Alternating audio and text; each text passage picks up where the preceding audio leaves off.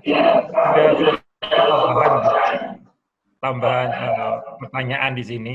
Apakah kalau pemeriksaan secara online itu bisa keluar surat peringatan, misalnya kalau ditemukan hal-hal yang tidak pas, apakah itu langsung surat peringatan atau mungkin pertanyaannya saya tahu di sejawat itu apakah ada rekonsiliasi dulu karena kan secara online mungkin bisa ada yang tidak kan lain kalau langsung ketemu di lapangan kan bisa langsung komunikasi.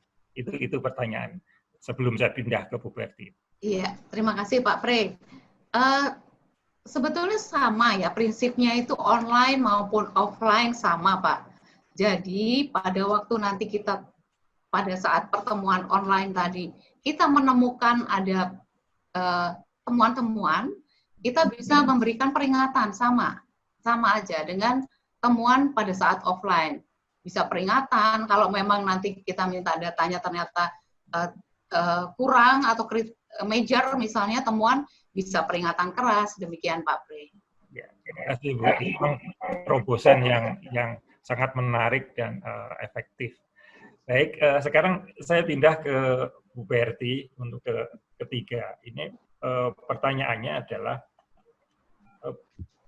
satu adalah bagaimana peran apoteker terhadap kebijakan yang dibuat sales, misalnya ketersediaan vitamin, namun dengan paket pembelian yang digabung misalnya dengan vitamin dan kontrasepsi.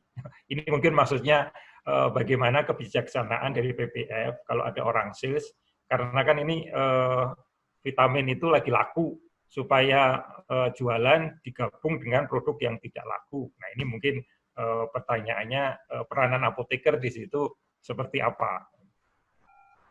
Silahkan Bu Betty, satu dulu.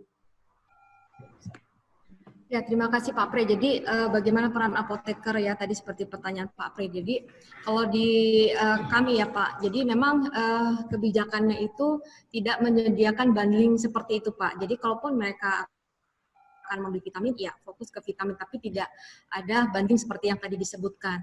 Itu kalau bicara mengenai kebijakan dan apoteker seperti itu Pak Pre. Oke, nah ini satu lagi pertanyaannya tentang most heard. Apakah juga bisa diambil di apotek terdekat atau hanya DO-nya saja? Ini mohon Ibu jelaskan. Saya sendiri kurang paham tentang most heard. Silakan jelaskan. Untuk most heard, apakah juga bisa diambil di apotek terdekat atau hanya DO saja? Jadi pesan dahulu, ambil kemudian. Ya, jadi Moslet ini kan sebuah platform aplikasi ya Pak. Jadi yang menghubungkan antara end user atau konsumen ya kan dengan apotek. Jadi para pelanggan ini bisa mendownload ya kan aplikasi Moslet yang ada yang tadi di slide saya sebelumnya. Nah, untuk Moslet sendiri ini obat dan vitamin dapat diambil di apotek partner Pak. Jadi nanti di situ di aplikasi akan ditunjukkan apotek mana yang akan dituju atau bahkan kita juga bisa nih memilih apoteknya itu sendiri. Tapi nanti ya kan produk tersebut akan diantar oleh kurir ataupun ojek online. Kurir ini maksudnya adalah kurir dari apotek tersebut. Seperti itu sih Pak cara kerjanya Moslet dari pemesanan sampai dengan barang tersebut sampai ke konsumen. Baik, ini waktunya masih ada, jadi kita masuk ke termin kedua ya Ibu-Ibu sekalian. Mungkin tadinya saya mau urut pertanyaannya, tapi ada beberapa yang kelihatannya tidak connect. Misalnya satu, ini saya mau tanyakan ke Bu Maya, tapi misalnya apakah ada jarak tangan dan semprot hand sanitizer jaraknya berapa? Mungkin ini terlalu teknis. Mungkin yang pertanyaannya Bu Maya, ini ada pertanyaan bagus. Kalau hand gel itu kan masuk ke kosmetik. Kalau hand sanitizer itu masuk ke PKRT. Nah ini kedua-duanya ini kalau bikin produksi apakah harus punya kalau PKRT kan CDAKB sama CDOB misalnya. Untuk produk tersebut, untuk distribusinya maksudnya, maaf, distribusinya itu masuk ke CDAKB atau CDOB. Kan itu dua produk, yang satu hand gel itu masuknya di Badan POM, kalau yang hand sanitizer kan masuknya PKRT.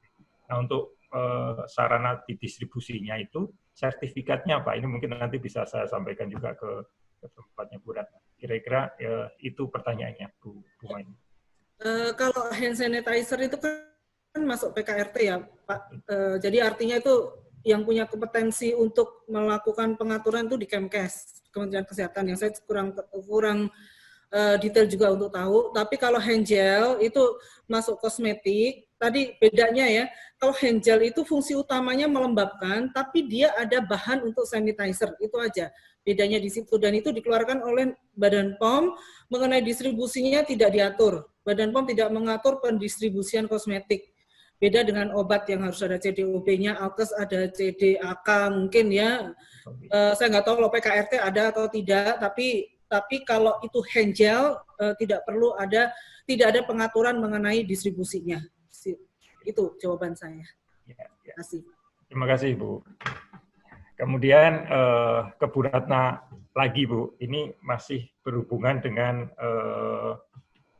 pemeriksaan sarana ya. Nanti ini pemeriksaannya tadi sebenarnya sudah disinggung Bu. Untuk PBF yang baru melakukan sertifikasi CDUB, kemudian baru selesai tahap evaluasi kapanya, apakah akan dilakukan inspeksi lagi atau langsung keluar rekomendasi dan sertifikatnya? Nah, untuk launching sertifikat ini memakan waktu berapa hari? Mungkin tadi sudah singgung, mungkin ini ada pertanyaan lagi, mungkin bisa dielaborasi lagi Bu Ratna. Ya. Terima kasih Pak Pre. Ya, ini pertanyaan ini tadi hampir sama dengan yang sebelumnya ya. Jadi untuk evaluasi KAPA di sini tidak perlu lagi ada inspeksi ulang karena sudah dilakukan, biasanya itu dilakukan sebelumnya. Sudah ada inspeksi sebelumnya sehingga diperoleh ada temuan-temuan yang tentu harus dilengkapi KAPA-nya. Setelah dilengkapi KAPA, nanti kalau sudah close, itu biasanya kita akan memberikan rekomendasi untuk penerbitan sertifikasi CDUB. Berapa lama penerbitan sertifikasi CDUB? Biasanya kita berikan waktu 4 hari kerja, karena kita sudah memiliki sistem tanda tangan elektronik, sehingga pimpinan juga dimanapun berada bisa melakukan tanda tangan. Dan ini biasanya nanti bisa langsung diakses oleh PBF-nya langsung. Tidak perlu seperti zaman dulu harus di-print, sertifikat, dikirim, begitu. Tapi nanti ini langsung begitu sudah tanda tangan, PBF-nya langsung bisa menerima. Demikian Pak Pre. Ya. Jadi mungkin sudah jelas ya Bu ya. Jadi meskipun sekarang dengan cara pemeriksaan sarana yang online tadi, cara-cara yang itunya tetap masih bisa dijalankan dengan baik. Baik, kemudian kita masuk ke Bu Berti. Bu Berti, ini ada pertanyaan, tolong dijelaskan dengan aplikasi EMOS, apakah kekurangan dari aplikasi ini tidak digunakan? Tanyanya justru kira-kira kekurangannya apa kalau aplikasi ini digunakan? Ya. Jadi untuk Bu Berti bisa sampai ya. Jadi pertanyaannya adalah jelaskan terkait dengan aplikasi EMOS. Apakah kekurangan dari aplikasi ini jika digunakan? Apakah ada kekurangannya? Ya, ini sisinya mungkin dari sisi kalau semua baik, tentu ada yang tidak baik nggak yang harus diantisipasi kalau ini diterapkan. Terima kasih. Ya, jadi kalau saya lihat ya gini Pak, ini kan tadi pertanyaannya dari sisi yang sebelahnya ya. Justru kalau saya melihatnya begini, apa sisi tidak baiknya? Justru kalau saya melihatnya adalah ya sekarang ini situasinya adalah membuat kita ya harus bertransformasi digital, karena apabila ini tidak dijalankan Pak, maka kita sendiri juga akan kesulitan satu, karena kan memang yang tadi ada PSBB, physical distancing. Nah, bagaimana supaya bisnis kita tetap berjalan? Sementara stok obat-obatan ini kan sangat dibutuhkan ya kan untuk situasi seperti ini. Jadi kalau ditanya apa negatifnya atau sisi tidak baiknya agak sulit Pak dijelaskan, karena ya kebalikannya dengan situasi sekarang ini malah justru lebih banyak positifnya. Saya sih melihatnya seperti itu. Nah, tinggal kan sebetulnya yang perlu dipersiapkan ini adalah sumber dayanya, ya kan? Sumber daya dari para mitra tersebut. Apakah memang para karyawannya, ya kan, atau bahkan mungkin ownernya tersebut juga sudah familiar dengan transformasi digital seperti itu. Karena apabila tidak terbiasa, nah ini perlu waktu untuk sebuah pembelajaran. Nah, ini kan bisa untuk makan waktu. Nah, itu sih Pak. Jadi kalau dibilang apa tidak baiknya, yaitu proses perubahannya itulah kalau saya boleh sampaikan, ya kan, bertransformasi dari konvensional kemudian harus semuanya serba digital, serba online, melihat stok, ya kan, order dan lain sebagainya. Bahkan yang seperti tadi misalnya The Most Health gitu yang biasanya kita datang ke apotik, ya kan, sekarang sudah bisa diantar, ya kan. Nah, kira-kira seperti itu Pak. Perubahan itulah, ya kan, yang menurut saya agak sedikit quote unquote pain, ya kan, bagi para pelaku di sebuah rantai pasok farmasi ini. Ya. Baik, rupanya kita masih punya beberapa waktu. Saya akan meneruskan pertanyaan ke Bu Maya. Ini khususnya tentang tadi, kalau ada pertanyaan, iklan-iklan ini tentang iklan Bu Maya, iklan yang menggunakan tenaga nakes untuk kosmetik, itu sebetulnya peraturannya di Badan POM seperti apa? Apakah itu kalau obat kan jelas nggak boleh pakai tenaga kesehatan. Nah ini kalau kosmetik sebetulnya kalau pakai iklan dengan tenaga kesehatan itu memang diperbolehkan atau tidak? Ya. Terima kasih. Ya, sama dengan obat Pak, karena kan kosmetik sebetulnya definisinya kan sediaan farmasi juga. Jadi tidak boleh menggunakan tenaga kesehatan atau seseorang figur yang menggunakan atribut tenaga kesehatan dalam mengiklankan kosmetik. Sama dengan obat pun demikian, obat tradisional juga seperti itu, suplemen kesehatan juga sama. Jadi ya itu jawabannya, tidak boleh ada tenaga kesehatan mengiklankan kosmetik ataupun seseorang yang menggunakan atribut, misalnya dia menggunakan jas putih seolah-olah dia berprofesi sebagai dokter, kemudian mengiklankan kosmetik, itu tidak diperkenankan. Demikian Pak. Oh ya, baik. Selanjutnya kepada Bu Ratna. Ini saya tidak tahu ini cocoknya ke Bu Ratna atau ke Bu Maya, yaitu bagaimana cara Badan POM melakukan pengawasan distribusi sediaan farmasi selama masa pandemik, mengingat banyak sekali kelangkaan vitamin C atau sediaan farmasi yang dibutuhkan di masa pandemik. Ini kira-kira meskipun dalam kondisi pandemik, kalau tadi kan sertifikasinya yang sudah diceritakan. Nah, khusus pengawasannya ini apakah juga bisa dilakukan dalam kondisi yang work from home, pembatasan segala macam, mengingat menurut pertanyaan jadi sejawat, mengingat banyak sekali terjadi kelangkaan vitamin C atau sediaan farmasi yang dibutuhkan di masa pandemi. Gimana nih Bu Ratna? Karena vitamin C yang biasa itu ada di suplemen kesehatan. Mungkin ke Bu Maya juga boleh, nanti Bu Ratna kalau mau menambahkan silakan. Ya, Bu. Kalau vitamin C dosis tinggi di atas 1000 itu ada di Bu Ratna, tapi nanti dua, berarti saya tambah yang dosis tinggi Bu Ratna. Ya. Sekali lagi untuk yang suplemen kesehatan memang distribusinya kita tidak atur, tapi ketika terjadi kelangkaan vitamin C, kami mengundang produsen maupun importir suplemen kesehatan yang terkait dengan imunomodulator ya, untuk berdiskusi kenapa kok vitamin C ini bisa langka.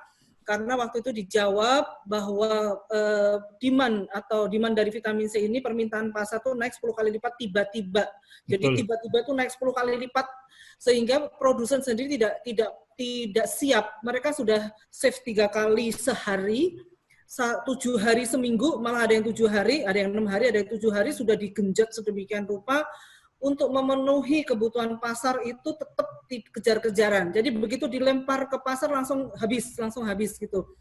Nah, meanwhile sekarang sedang dilakukan import bahan baku, sudah jalan karena beberapa negara sudah melepas lockdown-nya sehingga bisa masuk. Nah, ini dalam proses. Bahkan beberapa industri itu menambah site produksinya. Jadi tambah lagi, ada yang tol, ada yang ngetol, ada yang punya site lain ditambahkan, dan itu kita permudah semua. Kalau mau menambah site industri, kita permudah. Jadi artinya industri sudah cukup berupaya, dan tadi saya dapat laporan dari salah satu produsen vitamin C di beberapa daerah sudah mulai masuk ke dalam di apotek sudah mulai ada banyak, ya. Katanya di Jakarta masih terbatas, tapi di daerah katanya sudah bisa ada. Ini memang pernah ditanyakan oleh Presiden. Ini saya ngomong kosmetik jadi ngomong vitamin C. Pada waktu di atas Pak Presiden. Vitamin C juga untuk kosmetik juga. Pak Presiden menanyakan, masa sih hanya vitamin C aja bisa langka, masa kita tidak bisa buat? Tapi kenyataannya begitu. Jadi artinya ada shock dari perusahaan sendiri bahwa tiba-tiba loh kok ininya naik permintaannya, tetapi kalau bahan bakunya langka sih tidak. Ada yang masih punya sekian ton di pabrik, hanya saja tidak ngejar produksinya. Sekarang sudah mulai bagus, distribusinya ke apotek-apotek, udah mulai ada. Saya tadi difotoin dari berbagai daerah. Ini Bu, di kota ini, itu sudah terpampang di etalasenya. Jadi alhamdulillah. Jakarta saya nggak tahu, ini mesti kita lihat lagi ya. Demikian Pak. Ya, dan juga saya juga teman-teman yang di industri juga merasakan fleksibilitas untuk izin produksi vitamin C-nya itu juga. Terima kasih Bu Maya. Jadi cepat sekali karena dengan fleksibilitas tanpa mengignore kualitas dan stabilitasnya. Baik, sekarang pindah ke Bu Ratna Bu. Kalau kasusnya ini obat, kalau tadi kan vitamin ya. Kalau obat memang sekarang kalau terjadi kelangkaan itu peran sebenarnya yang ditanyakan kalau saya tangkap dari sini lebih kalau saya formulasikan lagi dalam online dalam kondisi pandemik dengan IT yang dipakai kan untuk sertifikasi segala macam. Nah, dalam fungsi pengawasannya apa yang bisa dilakukan dalam kondisi work from home, susah ke lapangan ya. Kan susah kan, nggak mungkin kayak dulu kan bisa sidak ke lapangan. Nah, sekarang kalau tadi sertifikasinya kan bisa online. Nah, ini kalau pengawasan distribusinya itu apa yang bisa dilakukan dalam kondisi yang serba susah untuk bergerak secara fisik sekarang ini. Ya, bukan jaraknya juga harus sekian meter ya. Monggo, Bu. Terima kasih Pak Pre. Jadi tadi sudah disampaikan juga ya pada waktu paparan tadi, selain melakukan pemeriksaan dalam rangka sertifikasi CDOB, kami juga melakukan pemeriksaan secara rutin. Pemeriksaan secara rutin tidak hanya dilakukan oleh pusat, tapi juga dilakukan oleh balai. Kami sudah membuat juknis juga, juknis untuk pemeriksaan desktop inspection ini untuk dilakukan di balai-balai juga. Nah, dalam pelaksanaan inspeksi secara online tadi, Badan POM juga mengobservasi ketersediaan dan kira-kira ada permasalahan apa yang ditimbulkan, termasuk dengan ketersediaan obat-obatan. Kami juga bukan hanya sekedar pada waktu online, kami bisa mengobservasi, kami juga ada informasi juga dari teman-teman lain. Biasanya kami mendapat informasi, Bu, kok ada obat ini kurang, ada obat ini kosong, dan sebagainya. Memang sebetulnya utamanya bukan menjadi tusi kami di Badan POM, namun kami tetap membantu dalam hal mencari penyebabnya kenapa ada kekurangan obat tersebut, dan tentu kami akan cek, Pak, karena kami ada Direktorat Pengawasan Produksi. Direktorat Pengawasan Produksi di situ tentu akan bisa berkoordinasi dengan industri produsen dari obat-obat tersebut untuk mencari permasalahannya kenapa kosong. Untuk itu kalau ada teman sejawat yang menginformasikan kekosongan obat, mohon supaya jelas, lebih detail informasinya, lokasinya di mana, obatnya apa. Nah, untuk itu nanti kita bisa telusuri dan kita coba cek ke industri farmasinya. Itu demikian Pak Pre. Ya.